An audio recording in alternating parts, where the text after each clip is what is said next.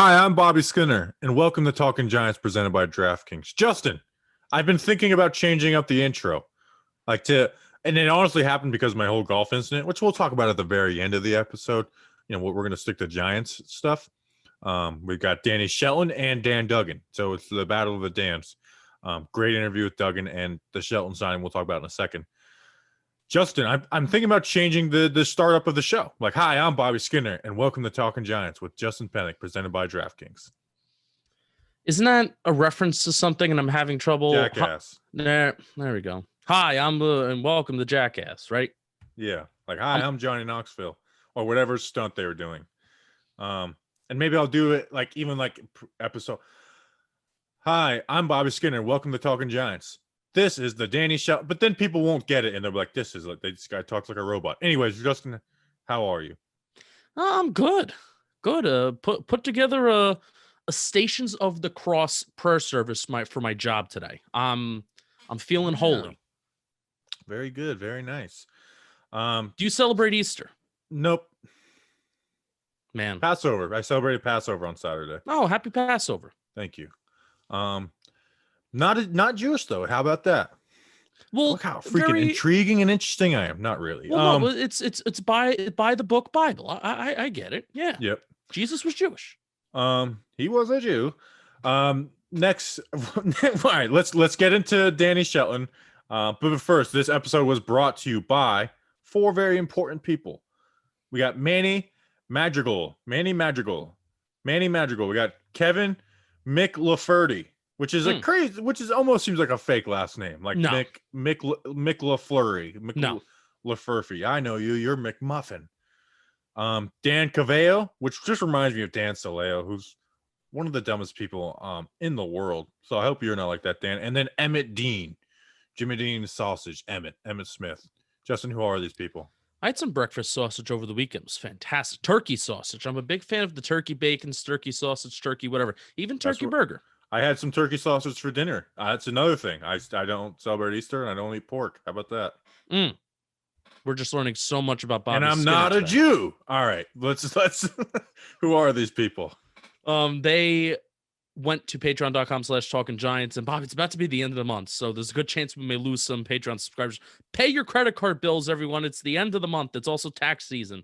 Patreon.com/talkinggiants. Fun fact: if you report to the IRS that you pay a Patreon fee to Talking Giants, it is a tax deductible. I just got off the phone with the IRS today, so go to Patreon. You can get it off your taxes.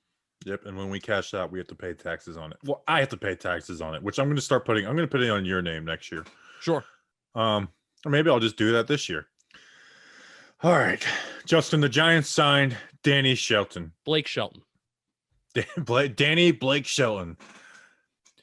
Justin, when this happened, well, first the Giants were bringing him in for a visit, and we and you were talking because we were actually getting ready for the Dan Duggan interview, and I was like, I didn't know much about him. I was like, I probably won't do a breakdown, even though I knew damn well I was going to do a breakdown. I thought this was going to be kind of like a not much signing, like the way I viewed Ryan Anderson and Zach Fulton. Like, I don't think these guys are going to start. I think they're good depth. Justin, this is a very important signing for the Giants. We could go into him as a player, but I view him as the third most important free agent the Giants get. If Evan Ingram's gone and Kyle Rudolph is the full-time tight end, he would drop down to 4 for me. But right now, I view him as the third most important free agent the Giants sign after Golladay and Jackson. First off, I want you to go on ProFootballReference.com right now, look up Danny Shelton, and we are going to try to pronounce his middle name together. No, that's going to be number one. Do it. We got.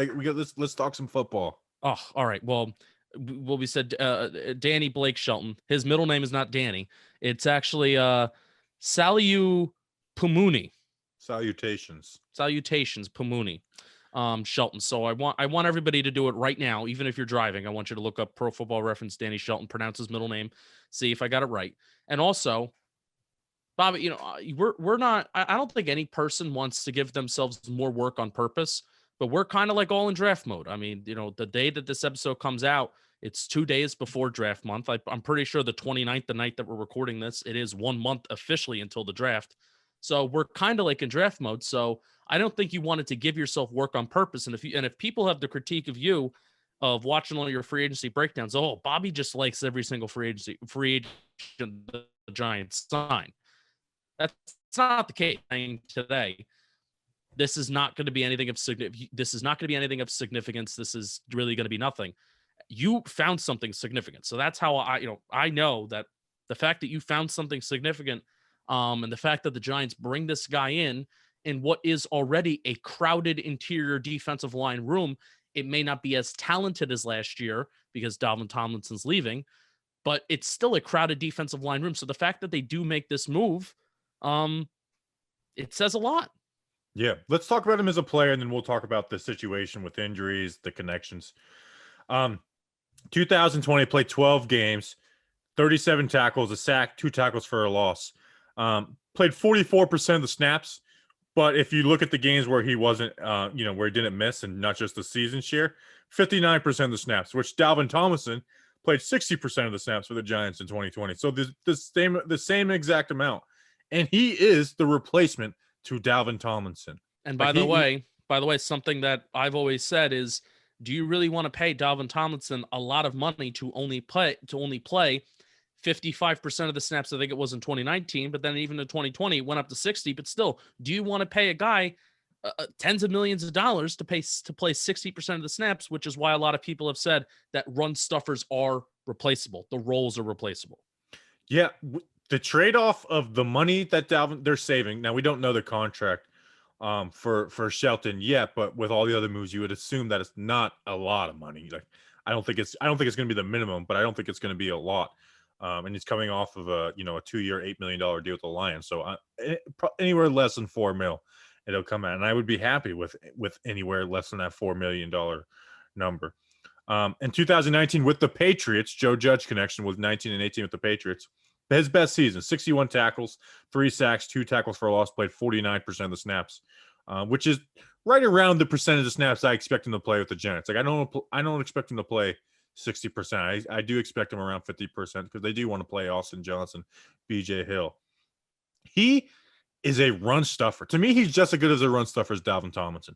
He really is. He's not as athletic as Dalvin Tomlinson, so I'm not going to say that, I don't think he's as good as Dalvin, but he is a beast in the run as a run stuffer. He can play 2 gaps, which the Giants don't even ask their guys to do that a ton, but he's very capable at the nose tackle.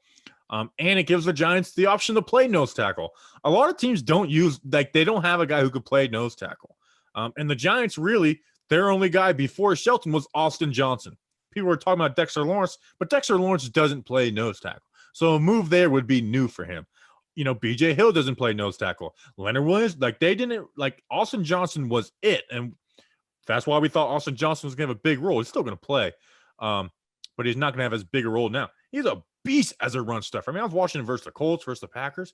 I mean, he was just taking up gaps and just a monster as a run stuffer. Not as athletic as Dalvin, but a beast. And then in the pass game, he's not going to do anything special, but I also think he can be coached up in the pass game because if you watch my breakdown, my critique is like he's too busy trying to shed blocks in the pass game. Just push the pocket back. Like if I was his coach, I would say stop trying to shed blocks and push the pocket back to allow other people to get the sack because you're never going to be a guy that gets 5-6 sacks, Danny Shelton. You're going to get 1, 2, and that would be my critique for him. So there's even there stuff to work with in the pass game, and although I do think he's going to be a guy that's taken out on third down for, BJ Hill, Leonard and Dex will still be on the field. But like, if it's third down and 6, BJ Hill's getting that rep instead of Shelton. Yeah, Dalvin Tomlinson during his tenure with the Giants never put up anything worthy of significance in terms of pass rusher production or numbers. He has his moments here or there, and he's good at collapsing the pocket. And Dalvin Tomlinson, a quote that he had coming out of college was like, my job, I know my job and my role when I am rushing the passer and I have those opportunities, it is to collapse the pocket. And Bob, this dude's big. He's a big boy. He's a hog molly, 6'2", 350. I will say though, even though Dalvin, he was never like the pass rusher guy, he is a much better pass rusher than Shelton though too. So he's a better athlete. Yeah. Even though Shelton is a guy with the former first round pick, but yeah, he is a monster in the middle. He's unmovable. He's unmovable. And our linebackers are going to have it so good. They had it good last year, but they're going to have so good. You can't double team this guy to the linebacker. You got to just double him. And if you one-on-one block him and you run at him, he's going to shed it. He's going to shed it and make it a tackle for 2-3 yards. Like he is, I was blown away. It's like, this is the last guy. This is the 14th free agent we're signing because he's going to have an important role. So this is an awesome, smart move by the Giants. I hate to lose Dalvin. I love Dalvin. And, your own guys, you get an attention to. But losing Dalvin and getting Shelton at whatever, contract number it ends up at is a huge win when you consider the other team players they added. Yeah, and knowing the numbers that the Giants, and there are verified numbers to this, research Rick sent them to me. He actually did the research of knowing the Giants' yards per attempt when Dalvin Tomlinson was off the field and the yards per attempt when Dalvin Tomlinson was on the field, and it was substantially different, where the yards per attempt was a lot less when Tomlinson was on the field. And with this signing, I'm feeling a lot better of just overall the Giants rushing defense and the Giants rush defense overall. I'm feeling a lot better because they have that depth and they have that one guy, rather than, just taking a chance or relying on Austin Johnson, they have that one guy that's been proven and that's been there, done that. Yeah. So this is a good signing. Now here's the risk. And we talked about this with Dan Duggan, and so we don't have to spend a lot of time, but there has been a change of approach for the Giants. Last year, no injury guys, no guys that had injuries. Like it changed the way we look at this offseason. Now they did it differently, but going into free agency, the draft, Justin, me and you're like, don't waste your time on guys that have been injured. Yeah. We thought Golladay would be an exception because of how much he adds, but we would have never thought pre-free agency, Adoree Jackson. He missed the last 4 games of 2020 with a knee injury, and he also had tricep surgery on January, and the Lions, waived him on a failed physical designation. That's more to save them from an injury, from a settlement or whatever. But that is the risk we're taking right now with this free agent haul. Is we've got some guys, Kenny Golladay, Adoree Jackson, and Danny Shelton, even Kyle Rudolph at the foot. Like, we are taking a risk on some guys that miss games. They those 4 guys, and we mentioned, like I said before, my most important free agents: Golladay, Adoree Jackson, Shelton, and now Kyle Rudolph. All 4 of those guys missed time in 2020. Yep. We said in a Dan Duggan interview, I guess I'll just say it again, Bobby, there's a reason why these guys are getting to free agency in the first place. And it's funny how, maybe a little segue to talk very shortly, very briefly, John Mara acknowledged that fact in his little interview with the Daily Post that kind of came out of nowhere. There's Daily Post, Daily News, one of those. Daily News. You mixed the New York Post with Daily News, but I'm kind of here for it. Whoops, sorry. A bunch of frauds sometimes with the back page headlines. Neither here nor there. He talked about maybe not necessarily taking risks on guys with injuries, but just overall the philosophy in spending. He talked about the philosophy in spending overall, and the quote that he said, you can call us dumb, you can't call us cheap.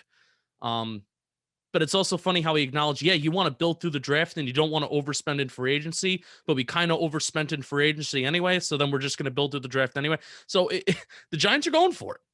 I would rather the Giants do this and invest in talent, guys with high upside, rather than guys that are just there and overpay for Nate Solder and Golden Tate. So even if it doesn't work, Bobby, and we're going to kill the Giants anyway, but we're going to have to keep the outlook in the perspective of, I think we would most certainly rather have Kenny Golladay on the team versus Leonard Floyd, who has been average throughout his NFL career, but the Giants would have paid him top dollar. Oh yeah, no doubt about that with Golladay over Lloyd. So yeah, they're taking a risk, but it's, you know what, they're going for it, and I think part of it does have to do with Dave Gettleman feeling the heat. We talk about that all in the Duggan interview. Other notes on this: Kyle O'Brien, we've gotten 3 lines. That's pretty interesting with Shelton, Ragland, and then Golladay. Although Golladay, I wouldn't look too much into the connections why they did it. Yeah. 2 years with New England, so there's a connection there. His best years were with New England. Now I don't think Joe Judge was working with the nose tackle a ton in New England. but still, there's a connection, there's a familiarity. They know who this guy is. Between Joe Judge and Kyle O'Brien, they know who they're getting as a player, which I do think is very important when you're bringing someone new to your team, even in the draft. Like knowing that person's mindset, their work ethic, who they are as a teammate is very important. And it's a hard thing to judge, especially for us on the outside looking in, which makes you feel good. Anything else you have on this? I had some takes about the whole defensive system and some of the players they have, but I think we could save that for Friday, maybe, if there's no news before we talk about the edges. Talk about some of the personnel for this defense, because I do think we're going to be a little more multiple than we were in 2020. Yeah, I mean, there was a rise in 3 defensive lineman formations when the Giants' edge rusher depth chart was thinning throughout the season. I think I actually mentioned that at last show, but then now it's even more of a prevalent conversation as the Giants stack up on interior defensive linemen and not adding edge pieces, which I don't think that's necessarily the Giants saying we want to ignore edge. I think it's just the Giants recognizing the edge market wasn't fantastic outside of the big names, and maybe even the draft, which we're going to talk about this on Friday because it's our first draft episode. The edge rusher spot, there's not a lot of edge rushers out there, even in like the first couple rounds, where we're saying if this guy comes in here day one, like he's going to be our number one best edge rusher, then we can expect him to do decent in terms of sack production and stuff like that. Right. Well, do you want to talk about production, Jetson? Well, grab your peanuts and popcorn. Baseball is back. Opening day, the same day as draft month. Draft month a little more important, but still, baseball is important. We're big time lovers of baseball on this show, isn't that right, Justin? We love. Never baseball. Said a bad thing about baseball in my life. That's Never. Right. Teams will be getting back out on the diamond this week. Last year's season sure was different, but that doesn't mean it lacked excitement. And this year is poised to be even better. DraftKings, America's top-rated sportsbook app, is putting you on the field with a chance to turn $1 into $100. It's easy. Place a $1 bet on the team of your choice to win their next game. And if your team records a hit in any point in the game, you collect $100 in free bets. Don't do that. Who do the Yankees play on opening day? I believe they play the Blue Jays. Don't do that on the Blue Jays because they're about to get no hit by Garrett Cole. Who do the Mets play? They're playing later that evening. They're playing the Nationals, I believe. Don't do it the Nationals. DeGrom's going to throw a no-hitter. Do it on the Yankees or the Mets. How about that? There have only been 304 no-hitters thrown since 1876, and only one has been thrown on opening day. This offer is sounding like a grand slam. DraftKings Sportsbook offers great odds and promotions every day of the week, so head to the App Store now to get in on the action. DraftKings is safe, secure, and reliable, so you can deposit and withdraw your funds at your convenience. Download the top-rated DraftKings Sportsbook app now and use promo code JOHNBOY when you sign up to turn $1 into $100. If the baseball team of your choosing records a hit, that's code JOHNBOY to turn $1 into $100 for a limited time, only at DraftKings Sportsbook. Must be 21 or older, New Jersey, Indiana, or Pennsylvania only. Minimum $5 deposit, new customers only. Winnings paid out as 4 $25 free bets. Free restrictions apply. See DraftKings.com/sportsbook for details. Gambling problem? Call 1-800-GAMBLER or in Indiana 1-800-9-WITH-IT. All right, we had the always lovely Dan Duggan on the show. He's one of the first. I think he was the first real guest of Talking Giants. So let's. We got a good 45-minute conversation with it. Here is Dan Duggan. All right, we now welcome on from The Athletic. A few times been on Dan Duggan. Dan, first, how's new baby Jackson Charles doing? Jackson Charles is doing well. Right now he's eating in the other room, so hopefully we can sneak this interview in before he makes his first appearance here on Talking Giants. No, I want to hear him. What you wish for. We want to, I'll even put in the description, Jackson Charles' first podcast appearance. Before that, when Joe Judge made his joke about man coverage, did people laugh? I felt bad for him because it was in the Zoom call, so he got no reaction. He did his corny joke, and then it's just all right, and just moved, and that was the end of it. It is tough. It's funny you say that because we're all muted. You have to be muted. So yeah, making a joke is really tough. It's like a sitcom without a laugh track. It's you kind of need that laugh track. If he made that at the podium, people would have cracked up. But yeah, he definitely he made the joke.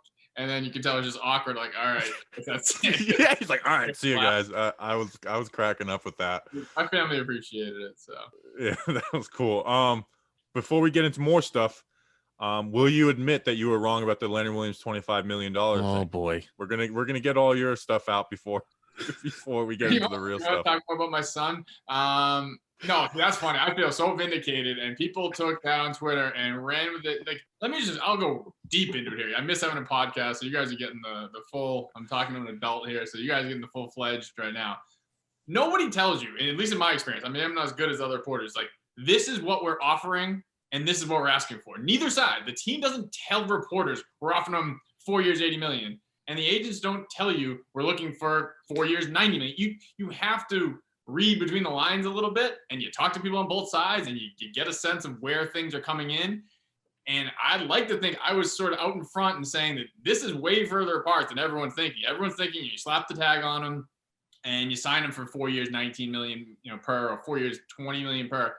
And I was saying that's not going to get it done. And you look at Leonard Williams' camp, they exercised their leverage to the fullest extent every step of the way. Like, he had a half a sack after getting traded here, but he knew they traded for me. They have to re-sign me. So I'm not going to take what they consider below market deal. Slap the tag on me, $16 million in my pocket, no problem. And I'm going to hit the market again when I'm 26.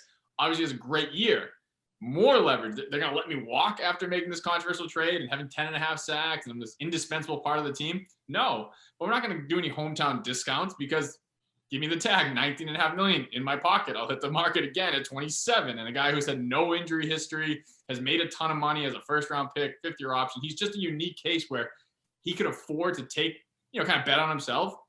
And it just worked out for him every step of the way. So when it got down to everyone saying, oh, the tag is just a placeholder, like, okay, but it was not going to be as easy as a lot of people like making it to, come across and lead people to believe. So I put that out there, whereas I said closer to 25 than 20. So he signs for 21. What does that tell you? He wasn't asking for 21. This was like a painful negotiations. And finally, Mike Garafolo got people's attention and sort of, I don't know, maybe goosed the negotiations. I don't know, because he put out on that day that they finally agreed to the extension that there was frustration on the Giants side, that they were like, this guy's asking for too much. I think I listened to Mike on a podcast. He said 24 was the asking price. I mean, you have to be realistic. The Giants probably wanted to give him 19. It ended up at 21. Fair to assume Leonard's camp was looking 23, 24. That's just kind of, everyone's, negotiated to buy a car. Like, people were like at my neck on that. Like, I never said he was asking for 25. I was just saying it was closer to 25. They were not looking at like Chris Jones as his comp. They were looking at like Joey Bosa and Khalil Mack and guys who play on the edge and set the market there. They knew they weren't going to get that, but they weren't just going to settle for, hey, you know what, 20 million, let's just make this easy. Because he got, not only did he get 20 million a year, that's a great contract for him.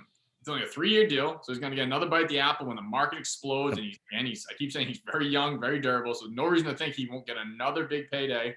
45 million guaranteed. I mean, that blows away guys who signed 4-year deals. I mean, he was getting pretty much equitable guarantee money as guys who signed longer.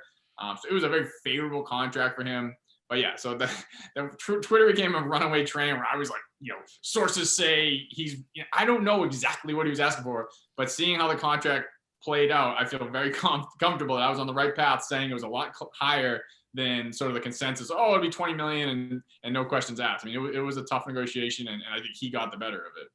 Yeah, I've never seen a player have that type of, like, it was just such, like, he just had so much leverage throughout the whole thing. Like you said, they traded for him. There's no way they're going to let him walk. That trade was already criticized a ton, and rightfully so, but there's no way they're going to let him walk, and then has an 11.5 sack season. And then on top of that, it's like, okay, you can sign me on the tag, but that's going to stop you from doing other moves that you want to do with Golladay, Jackson. But I think that was maybe the most testy, and maybe the first time I've seen you get that testy on Twitter. Was it simply that, or is Jackson adding a little stress to you? No, that was actually before Jackson, I think. No, he was born on a week before free agency. So no, maybe it was him. But sleep deprivation got to me. No, I guess the problem is it's hard because, listen, I want as many people to read my stuff as possible. But there's also like nuance involved. And if you like read what I've written, like I've written thousands upon thousands of words about the Leonard Williams negotiations.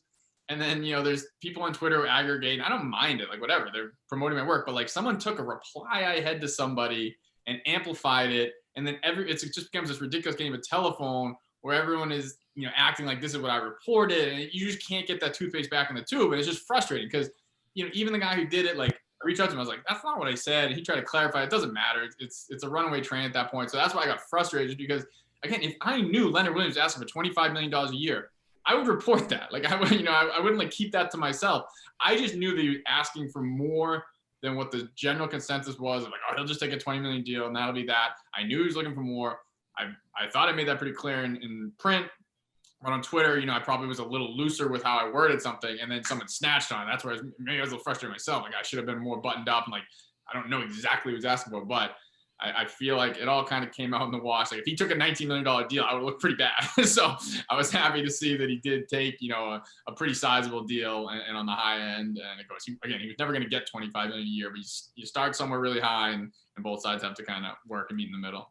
When I thought was great was when you put out the Adoree Jackson asking price too, and then people are like, oh no, we're not doing this, and then he signs for more than what you were saying.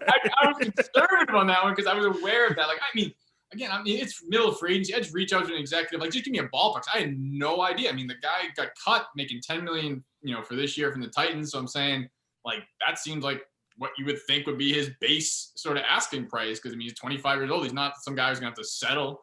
And so I reached out to the guy, and he said, well, what did Fuller get? I think it was like $9.5 million. He's supposed to get 10. So he's like, I would say 10, low end 8, high end 12. I put that out. And yeah, everyone's saying I got him asking for 12 million. And I just was like, listen, I'm just passing along information. This isn't even from anyone involved in negotiations, just to get a sense.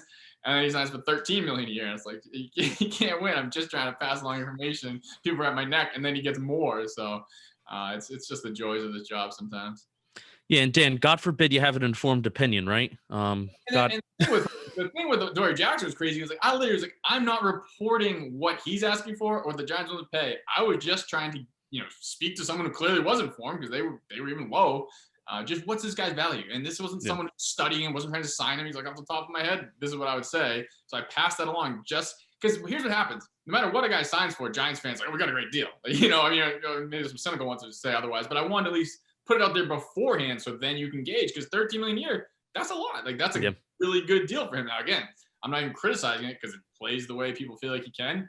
Hey, no one's going to quibble over $1 million or $2 million, but I didn't want to, you don't want to like wait till after the fact and then say, oh, they overpaid, because that's kind of fraudulent. I can find out what his market value is. So I found out. So now if I say overpaid, I can at least refer back to, listen, I had heard beforehand that that's higher than what, probably his value was. Yeah. And my father has a saying, 1,000 attaboys and 1 oh shit. What do you get remembered for? You get remembered for the oh shit. So I think, unfortunately, in the case of the Leonard Williams little mini mishap that you had, I think that was the case for you for a couple days there.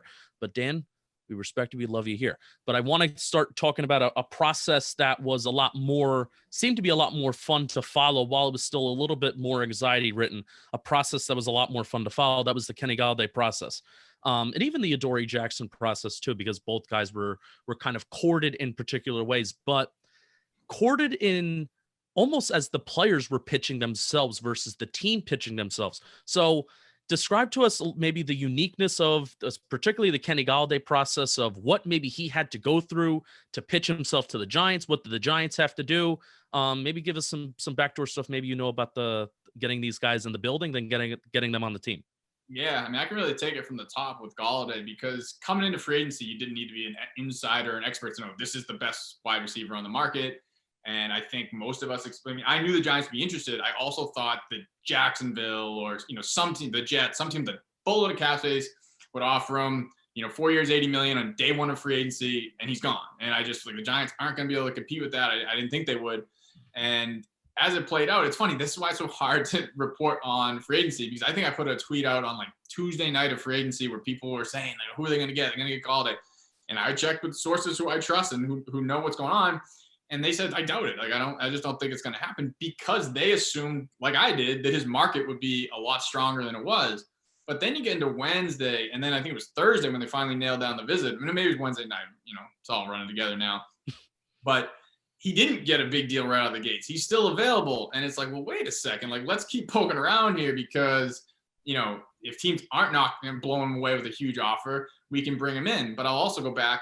They went after Leonard Floyd hard. That was their first priority that Monday. They were that was before they re-signed Leonard Williams, so his cap hit was still through the roof. They were already at that point trying to line up restructuring James Bradberry, Blake Martinez. They have to have all those ducks in a row because, I mean, you can do those, but you need to like let those people know, like, listen, if we make this signing, we're going to need to, move some money around. So then when Leonard Floyd doesn't happen, he obviously goes back to the Rams on a big contract.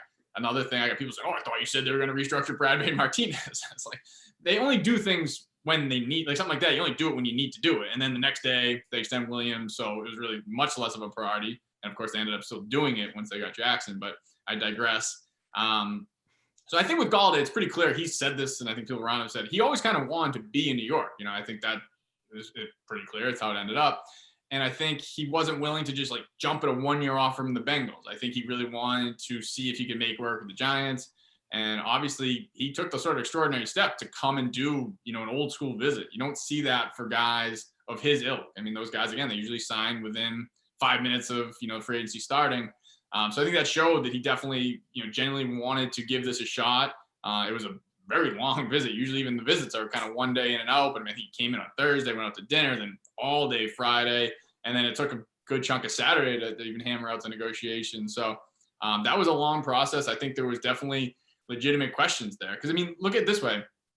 Joe Judge is close with Matt Patricia, and then Kyle O'Brien was in Detroit for Kenny Galladay's entire career. If there were no questions when Joe Judge is getting intel from two trusted people, they don't need to do all of this exhaustive visit. So there was definitely some red flags, and people can say what they want about Patricia, whatever.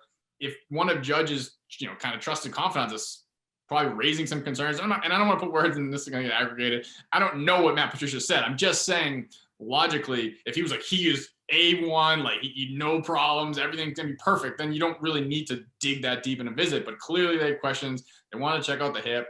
They wanted to make sure that he was going to fit the, quote unquote culture. Obviously he did, because they gave him a $72 million contract. So if those questions remain, that would be a kind of a shaky investment. So clearly they got him in the building.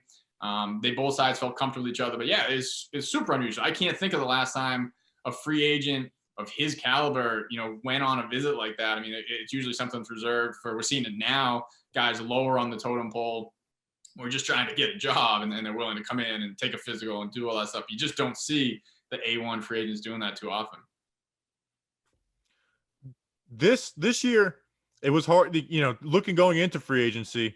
It's like, okay, last year it was guys they had connections with, and like they didn't look at anybody that had like, or not look, but they didn't assign people with injury issues.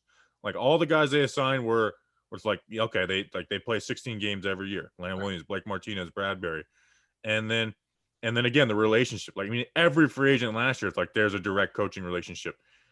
What do you think led to the different approach this year? Where you do have a guy like Golladay who's had some injury issues, Adoree Jackson, who it's a red flag.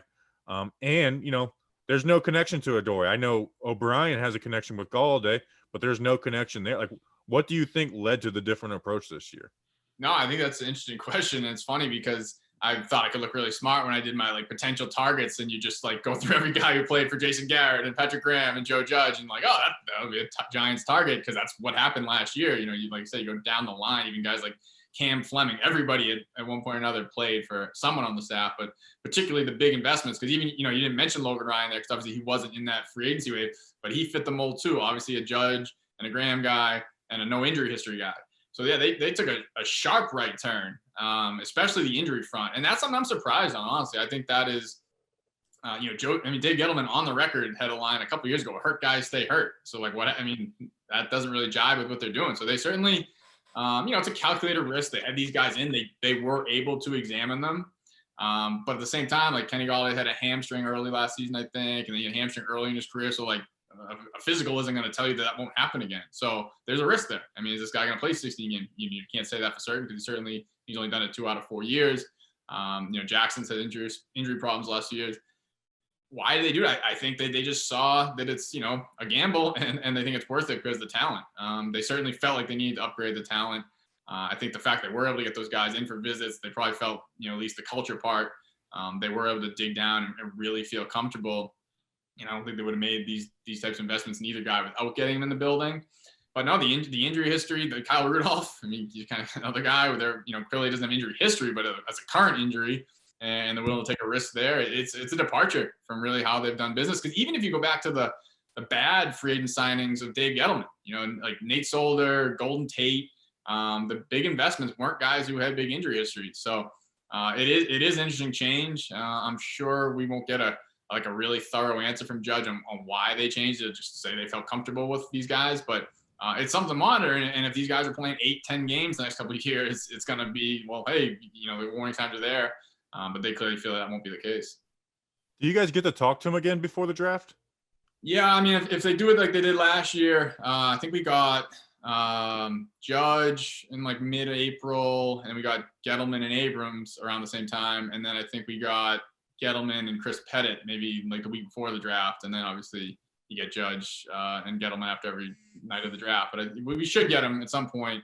But I just he's not going to say like, oh yeah, we took a wild risk. I mean, they certainly feel comfortable that these guys, you know, will be able to stay healthy. They wouldn't have obviously made these investments otherwise. But it is a risk. You can't deny that. Yeah, John Mara had a fun quote. He did an interview with the Post. He had a fun quote. He's like, you can't call us cheap anymore. You can call us dumb, but you can't call us cheap. And really what it does come down to, I love how you compared it, because that's exactly how I did it in my brain of thinking about the differences in philosophies. Well, it's like, well, do you want the Giants to overpay for talent? And also there's a whole point of these guys are hitting the free agency market for a reason. You know, the difference between an Allen Robinson and a Kenny Golladay is Allen Robinson plays 16 games, you know, and, you know, Kenny Golladay is hitting the free agency market for a reason. So would you rather the Giants overpay for guys that play 16 games like Nate Solder or Golden Tate, or overpay for talent like Adoree Jackson and Kenny Golladay? But you mentioned Kyle Rudolph. There's two things I kind of want to go back to, whether it's Leonard Floyd, but we'll touch on Kyle Rudolph first. Break us down that timeline that was the 24-hour chaos period before he actually put pen to paper. If you weren't on social media that often, you weren't seeing the updates. So break down that timeline to how he became a Giant too. Yeah, so that's what's funny, obviously, with free agency. Most of these guys don't come and do visits before they sign on the dotted line. So Rudolph was a traditional where, you know, they did it over the phone and liked what they heard. So they agreed to a deal. But, you know, everyone likes to say, you know, it's not official till it's official. So you have to come in, get the physical, everything checks out, then you sign the contract. So when he came in for the physical, the foot cropped up, and that's what cost him the last 4 games of last season. It's something that he thought apparently, and doctors, I'm sure in Minnesota, and, you know, if he's gone to a specialist, thought it would heal on its own. And really, you know, I reported yesterday that it's hard. I'm not getting the precise. No one's gonna tell me it's kind of like the contracts. This is exactly what his injury is, but I was told it's similar to what Evan Engram had at the end of the 2019 season. So yeah, you hear the dreaded Liz Frank, tendon thrown around there. It's not like the broken Liz Frank, which can be like career threatening for these guys. Because Engram had surgery in December.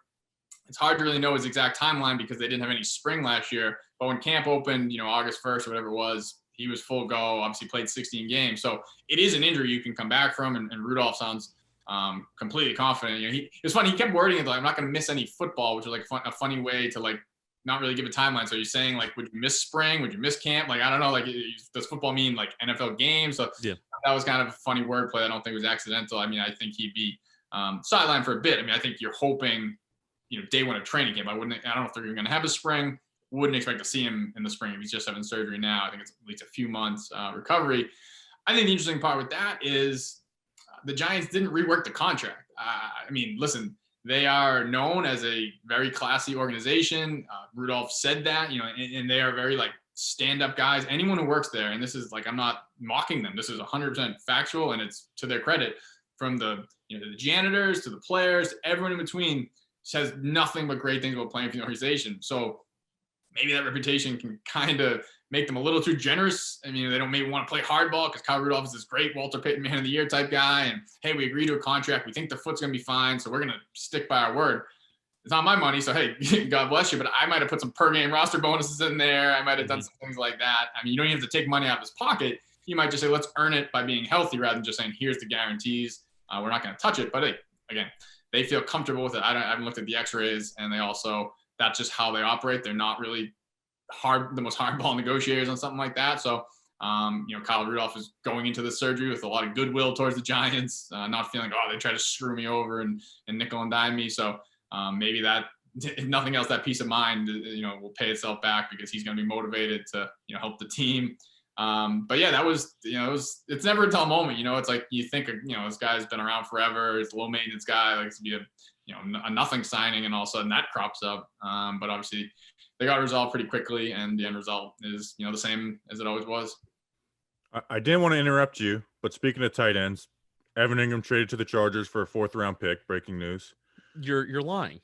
And I was seeing if I could get. I get Justin on that all the time. I keep a poker face as I pull my phone out just to be sure. No, I'm just kidding. I wanted to see if we could get like Dan Duggan. Like, all right, I gotta go. Well, here's what I'll say. I mean, listen, I know where I fit in the totem pole. I can't believe that people like Adam Schefter and Ian Rappaport would even do podcasts like ever, let alone during free agency. But I think, I heard Mike Garafolo was on, some small podcast the other day. I'm like, what are you doing? Like, aren't you just on your phone all the time? Like, how do you even like take a shower, let alone take 20 minutes to, talk? Listen, I know you are very sourced and do a good job breaking news. I don't know how those guys have lives. I don't think they do. I mean, it's weird. It's like, I mean, there's a level of this where obviously I want to be as successful as possible. But I look at like Adam Schefter did a day in the life during free agency a couple of years ago. Like, that just sounds horrible. Like, I'm sorry. I know, it's miserable. But I live like that. But I also just interrupted a possibly really good radio moment where we would have gotten Dan Duggan to we would have gotten you to just get up and leave. But I'm so shell shocked all the time. I was about to say I'm so shell shocked because Bobby does that to me all the time. Breaking news, and I'm so gullible, and then I get anxious and I believe it. So I ruined a really good radio moment. Unbelievable. I had to like take a second to try and read you there. I mean, listen, it's funny, like right after they signed Rudolph, the reports, they're not going to trade him. Just like after the 49ers trade, they're not going to trade Jimmy G. No one's going to come and say, yeah, this guy's available. Like, come take him off our hands. I think that they do want to keep him, but it opens up some options. I mean, they have 4 NFL tight ends right now. They're all going to play. I mean, I know Levine, Palullo, and Caden Smith are a little lower in the totem pole, but they have options now by adding a guy like Rudolph. And this was actually my way of bringing that up. From the outside looking in, it just – like you said, there's reports that they like him. They want to keep him, but it's just you've signed Rudolph. He is a part of this year's plans, no matter what.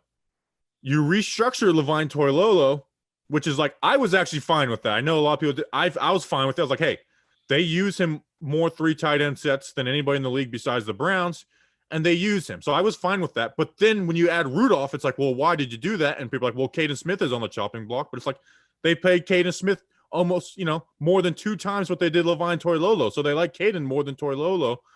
It's just from the outside looking in, it's like, they're definitely trading Ingram, but everything we hear is that they like him and they're not going to. Yeah, I mean, I think it's a deal where I don't think we're, maybe you start getting some rumors if something gets close, but it doesn't do them any good to be like, yeah, listen, he's on the block. I mean, they might have those conversations. If Joe Judge is at Miami's pro day, he might sidle up to somebody and say, hey, you need a tight end? You know what I mean? Like that would be how it would start. They're not going to probably leak that right now, but I think it'll be very interesting in the draft. And obviously, if they take Kyle Pitts at 11, which I don't think anyone thinks he'll be there, that would be a pretty good giveaway that they're probably going to make a move. But after the first day of the draft, I mean, could you see a day 2 pick or even a day 3 pick for him if they like the way the board's shaping up? I can't rule it out. Again, I don't think that's what's going to happen, but I'm basing that off of what we're talking. I don't know what day today is. I mean, the days of the week just run together for me now, but. Things can change, So what they say now, I don't think Joe Judge has been doing this elaborate smokescreen either. I think he genuinely likes Evan Ingram, but I mean, everybody's got a price, and they have Kyle Rudolph, so they have a legitimate NFL tight end if healthy, and they have 3 bona fide wide receivers now. So like, listen, it's a good problem to have, but where are all these guys going to fit? And if you can get something for Ingram, I don't think it'd be a crazy thing to make a move. Yeah, especially on last year deal. It's no dead cap if they trade him to correct, right? And right. And like I said, it's last year deal. So my big thing, I pick certain things to just bang the drum on, and mine is like extend guys early. Like enough of this, like every guy's like going into his last year, like whatever people think about Landon Collins or the contract he got was crazy, but like they could have re-signed him. Most likely, I would like to think the previous year at a much more reasonable contract. And again, you might say, well, good, they avoided one there because he hasn't, done that well in Washington.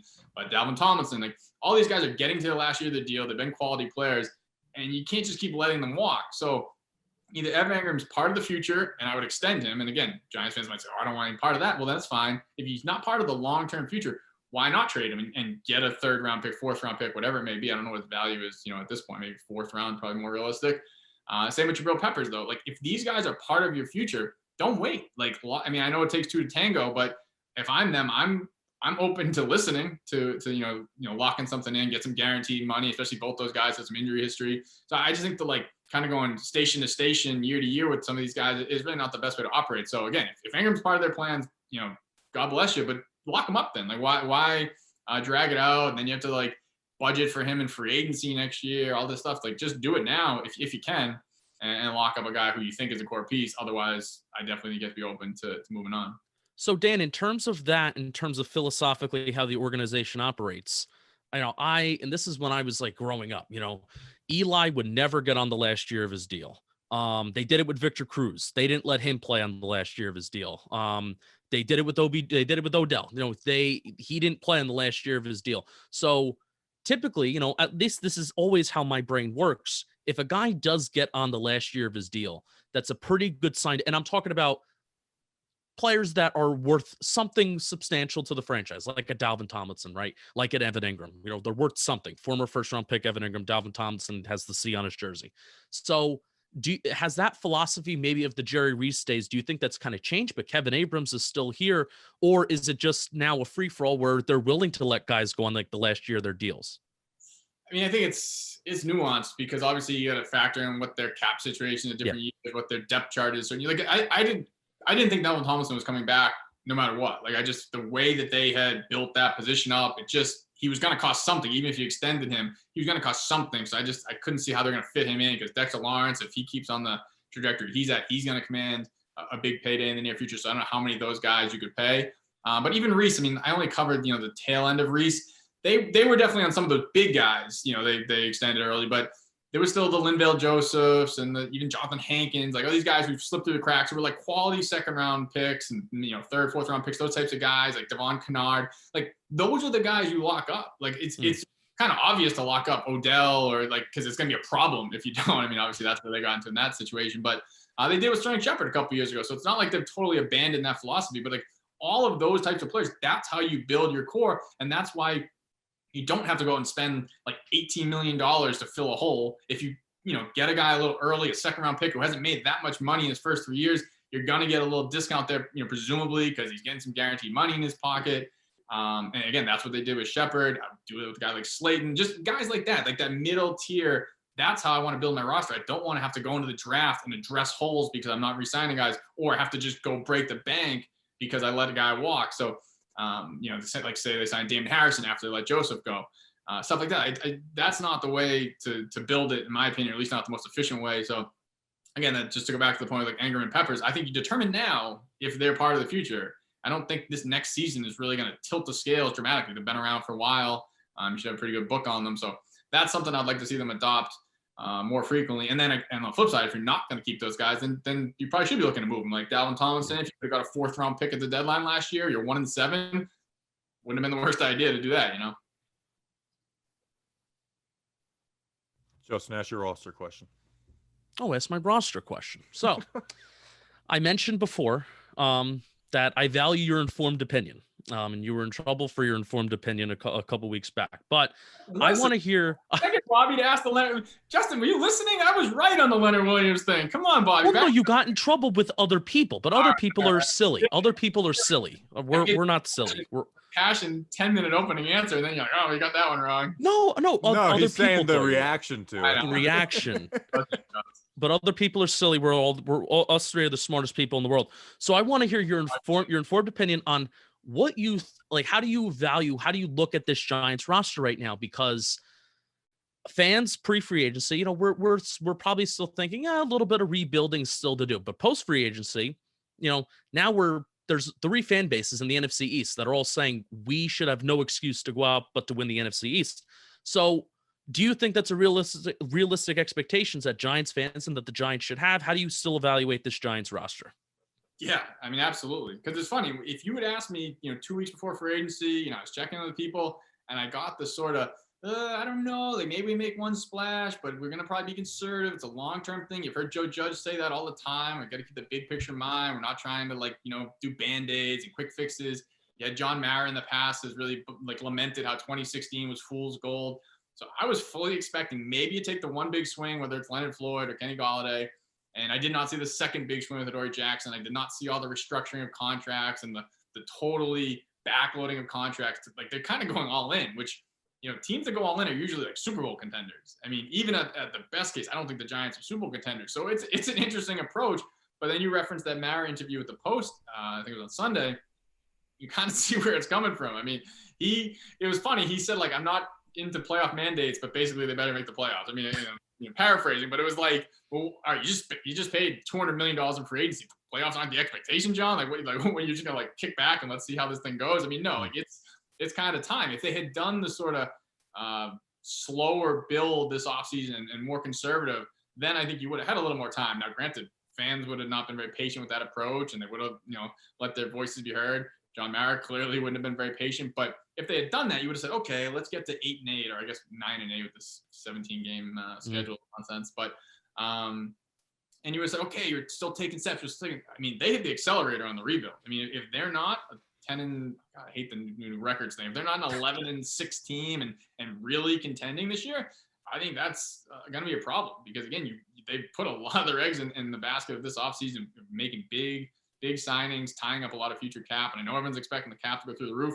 I don't know that it goes through the roof next year. So I think they're going to be somewhat limited next offseason. I mean, again, we know they can always make things work. They don't want to be a team that ends up like the Saints and, totally get hamstrung by the cap. So, I think the expectations totally changed. I think it is realistic because, again, you look at the divisions and there's no, world beaters in their division.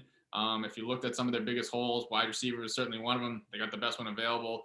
Cornerback number 2 was certainly one of them. They got, the best cornerback 2 they certainly could have got. They paid him borderline cornerback 1 money, so he better be the best cornerback 2. And they re-signed Leonard Williams. They have the draft to potentially maybe address edge or whatever else you think the big needs are. If this team is 7 and God, I hate the rec 7 and 10. I know, I hate it too.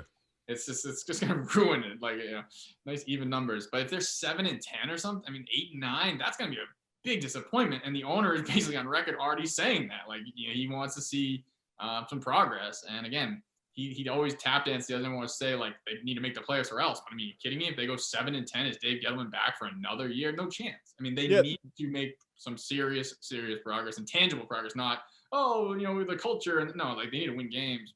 Period. Point blank. Yeah, there's no possible way with Gettleman because I mean, like you said, the defense ready to roll. You filled cornerback 2. I'd say outside linebacker is still the weakest spot on the team, but with everything else around that, you can live with that. And then on the offense, which I'm going to ask about the offensive line, a lot rides on Jones, and that's the guy that Gettleman drafted. So if he takes that step forward, it looks and make the playoffs, looks really good on him.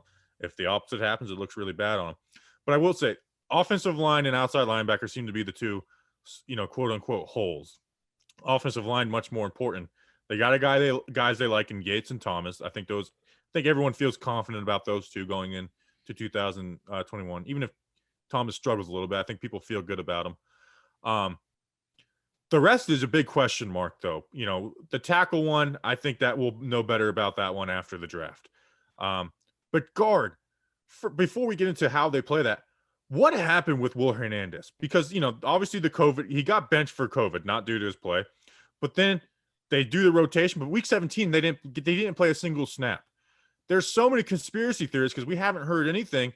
And from the out, they evaluate their roster a lot better than, myself or other people. But it seems like myself and everybody who watches this says Hernandez is better. What happened to Will Hernandez?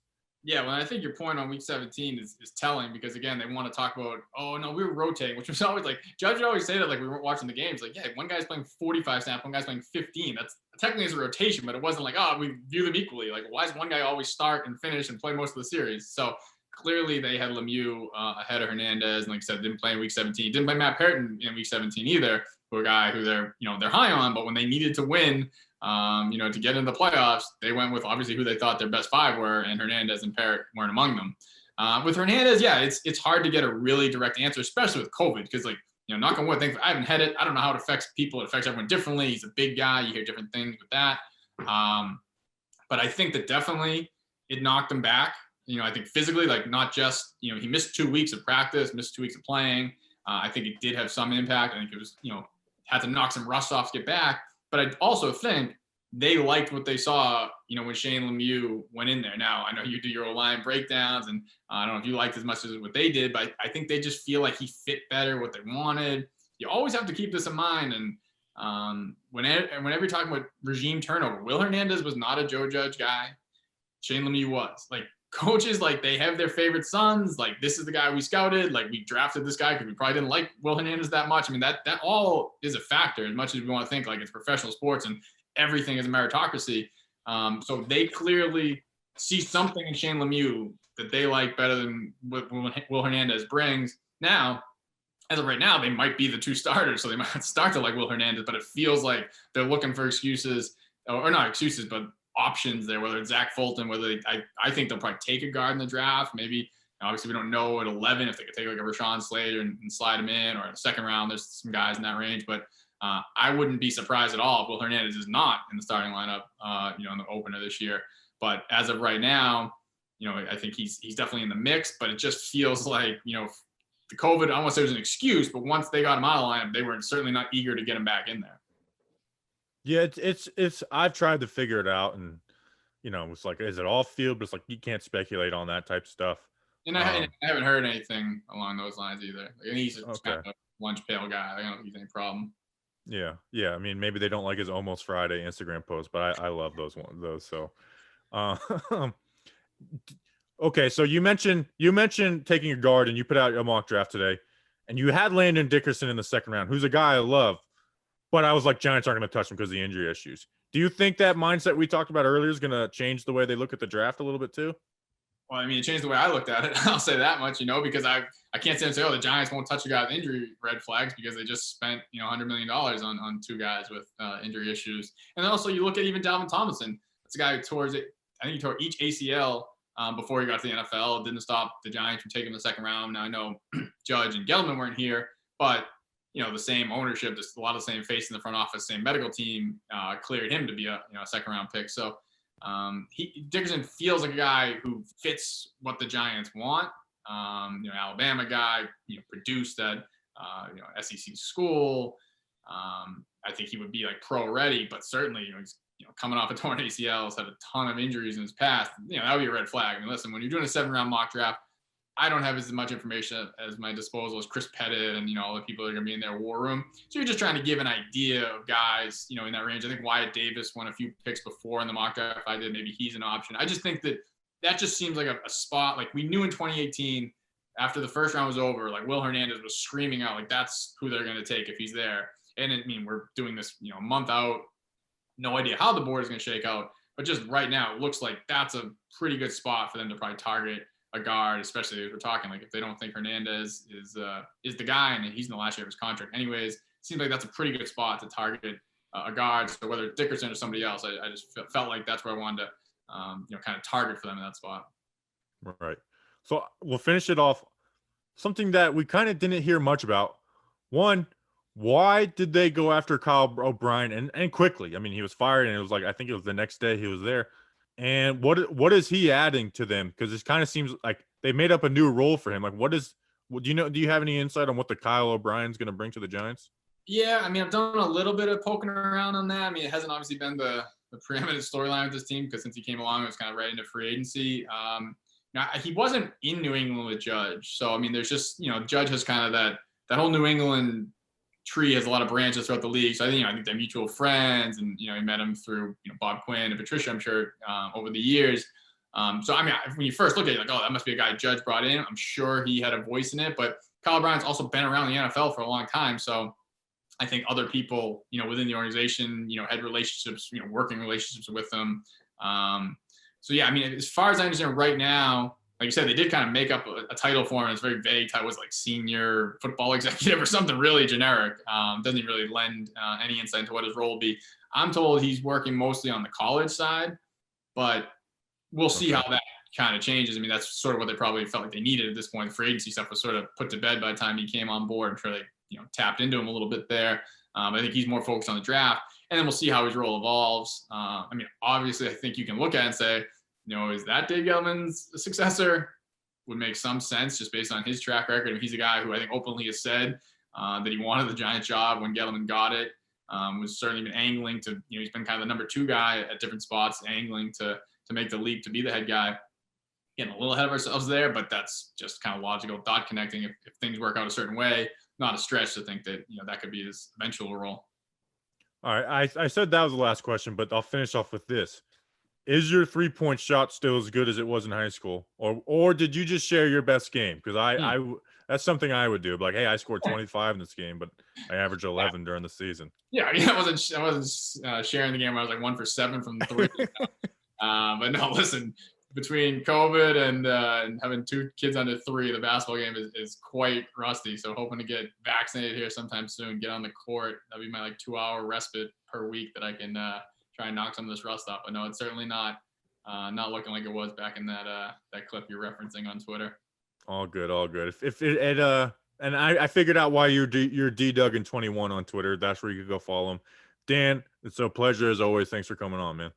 Yeah, if nothing else, thanks for letting me clear up the Leonard Williams fiasco.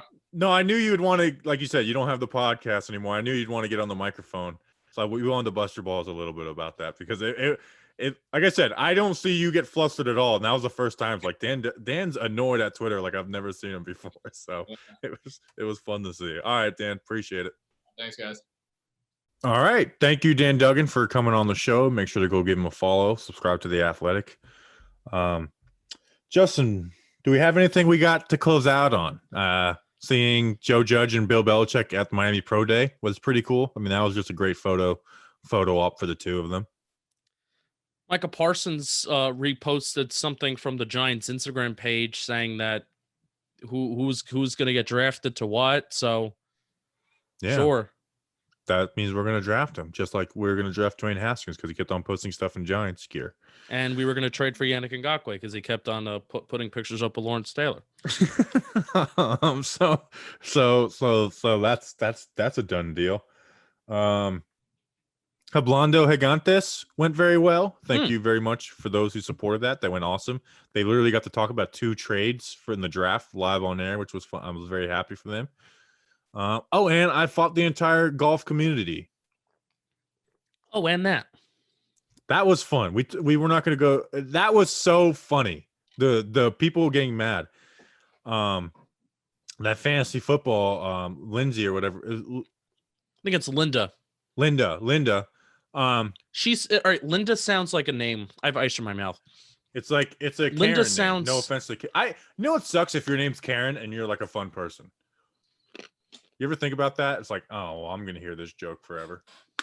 Linda sounds like a person who would get upset by a golf joke. Yeah, and people acted like I kicked a puppy. Like they acted like that joke was like I walked around a corner and like scared a toddler. The joke was Bobby Skinner was on a highway, which who puts a golf course by a highway? It wasn't on a highway. It was just on a regular street. On a regular road or something like that. So, I mean, I guess every road in Florida is a highway since nobody's ever on the road. So he's driving by the golf course and he honks the horn as soon as the guy's probably in his backswing and the guy got upset and Bobby Skinner was laughing. It was a very funny video. He was laughing his ass off. It was a great video. I watched it probably 22 times and I laughed each time. It was a funny video. And then just golf people were acted like I was it was disgust. Like they had disgust in that. It's that was funny. Even if was it a dick move? Yeah, but it was still very funny. And then Liam Sheehan, I mean, listen, this is a high bar, but I think it might have been the best listener content ever. Yes. With him throwing the golf club and saying, "You ever thought I'd play this sport?" I really do. I was like, Liam Sheehan, who's already a patron, I was like, send me your address again. I'm sending you stickers like that. Yep. I really do think that was the best listener content we've ever had ever. That was it. I died laughing watching that 20 laughing so hard that I went into a coughing fit. It was great. This is my reply to Linda in terms of how she imagine thinking this is funny. So I said, Linda, you're so right. I'm not sure how that poor man is ever going to get over that traumatic event. I wish there were violins playing behind me. I'm praying for him and his family. I hope he has the strength and courage to pick up his golf club someday after the horror he had to experience today. The way people reacted, that sounds like an appropriate response. Yes. Like that sounds like an appropriate response. The way people got mad at that. Boy, that's literally the reason I make fun of golf is because of those responses. And I know that there's a lot of people, like there's people who were responding like, I golf all the time. This is hilarious. So this, obviously this isn't, joking about those people, but it's making fun. Like you there's no other sport where you get that response for messing with them. Like there's just no other sport. Even bowling, you could scream in someone's, backswing or whatever. Oh, you got it. Yeah, you got to focus up in bowling. Like you'll never get that response for any other sport for something so innocent as honking their horn on a Sunday morning at a golf course where it's $20 to golf 18 holes. All right. We appreciate you guys. Richard B, been a long time supporter. One of the first people to interact with me on Twitter. Like I followed him. He's a member of Giants Twitter. Richard B. Getting serious note. Lost his mother this past weekend. Ugh. Prayers out to him. I know a good majority of the people who are listening to this know. Richard said, he was not happy it happened, but he had made peace with it and knew it was happening. So just think of Richard B. Appreciate you. We love you, Rich. And we love all the rest of the listeners too. We appreciate you. Until Friday, draft month. Let's go Big Blue.